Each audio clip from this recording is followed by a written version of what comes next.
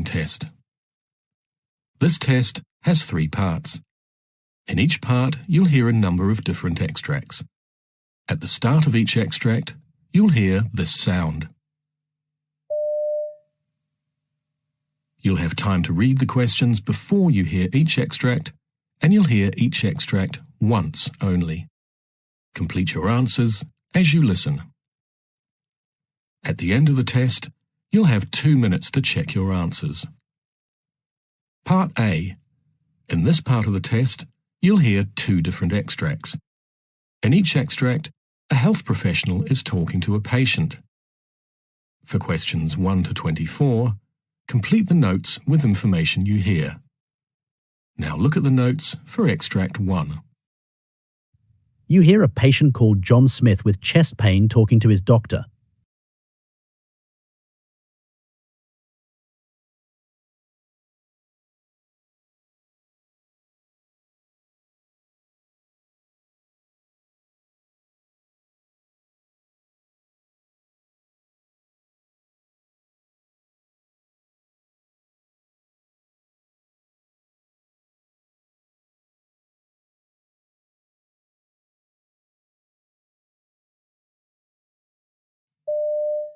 Good morning, Mr. Smith. I understand you've been experiencing some chest pain? Yes, doctor. It started suddenly last night, and it was really alarming.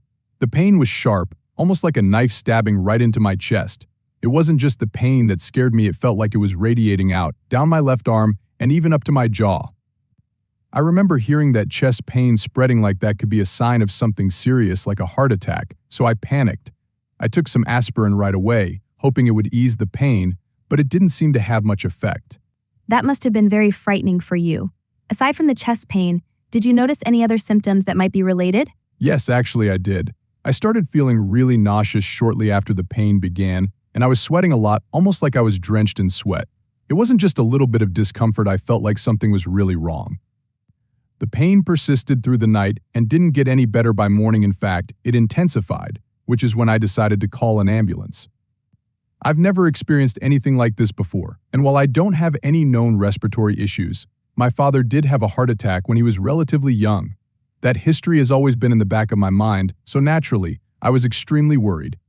I can understand why you were so concerned, especially with your family history. It's important that we take this seriously and investigate further. Besides this recent episode, have you been dealing with any other health issues or changes in your health recently? Well, it's been a pretty stressful time at work lately, which hasn't helped my overall well-being. About 2 weeks ago, I finished a course of antibiotics for a chest infection. The infection cleared up, but I was left feeling a bit run down. I'm not on any regular medications, except for the occasional antacid when I get indigestion, which happens from time to time. I do smoke, though, about 10 cigarettes a day. I know that's not good, and I've been meaning to cut back. My last checkup was about 6 months ago, and everything seemed normal. Then blood pressure, cholesterol, all of that was within the usual range. Thank you for providing such detailed information, Mr. Smith. Given your symptoms and the factors you've mentioned, like the family history of heart disease, recent stress, and smoking, it's essential that we conduct a thorough examination and possibly some tests to rule out any serious conditions, such as a heart issue. We'll start with an ECG to assess your heart's activity and go from there. In the meantime, I want you to try and stay as calm as possible. We're going to take good care of you. You hear the mother of a patient called Emily Johnson having a pediatric consultation for rash on Emily's arms and legs.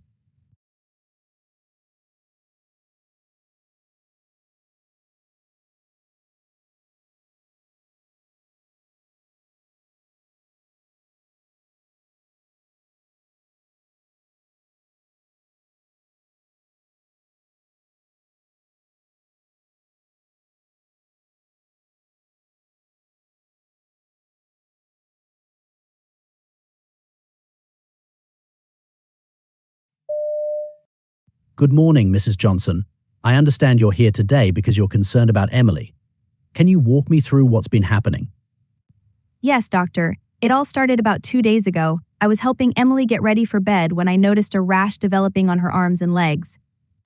At first, I didn't think it was anything serious. I thought maybe it was just a mild skin reaction. perhaps to some new soap or detergent we had recently started using. I didn't want to overreact, so I decided to just keep an eye on it. That makes sense. Sometimes rashes can be caused by something as simple as a change in skincare products. But it sounds like things didn't stop there. Exactly. Later that night, Emily woke up feeling really warm, so I took her temperature, and it was quite high, around 39 degrees Celsius. Naturally, I was worried, so I gave her some paracetamol to try and bring the fever down. It seemed to help a little, but not as much as I had hoped. The fever stayed pretty high, and she was very uncomfortable. I can understand your concern. Fever combined with a rash can sometimes be a sign of an underlying infection. Did you notice any other symptoms around this time? Yes, actually. By the next morning, the rash had spread. It wasn't just on her arms and legs anymore, but also on her back. Then, she started complaining that her throat was sore. That's when I really started to worry. I called our GP immediately. He told me to keep an eye on her and to make sure she was drinking plenty of fluids to stay hydrated. He said that if her symptoms didn't improve or if they got worse, I should bring her in right away. It sounds like you did all the right things. Staying hydrated is crucial, especially when dealing with a fever. How has she been since then? Unfortunately, she hasn't been getting better. Yesterday, she seemed more tired than usual, really lethargic, actually. And the fever hasn't gone down much, despite the paracetamol. She's not her usual energetic self at all. And it's really starting to worry me. I can see why you're concerned, especially with the combination of these symptoms. Has Emily been in contact with anyone who has been sick recently? Yes, there's been an outbreak of chickenpox at her school recently. Several of her classmates have come down with it, and the administration has sent out notices to inform all the parents about the situation. We've been monitoring her closely for any signs or symptoms, but so far, she seems to be doing well. She's up to date with all her vaccinations except for the flu shot, which we were planning to get for her later this month. We've always prioritized keeping her immunizations current to ensure she's protected against common illnesses, especially those that can spread easily in school environments. Typically, she's a very active and energetic child who loves participating in sports and outdoor activities. She rarely falls ill, and even when she does, she recovers quickly without any complications. Her strong immune system has always been something we've been thankful for. As for our family's medical history, there are no known allergies or chronic health conditions on either side. We maintain a healthy lifestyle by eating balanced meals, staying active, and going for regular checkups. Overall, we consider ourselves to be in good health, which we hope contributes positively to her well-being as well. That's helpful information.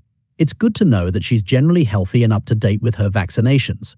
Even so, chickenpox is a possibility we'll need to consider, especially given the outbreak at her school. We'll need to run some tests to determine what's going on and make sure we address her symptoms properly. I'm glad you brought her in today so we can get to the bottom of this.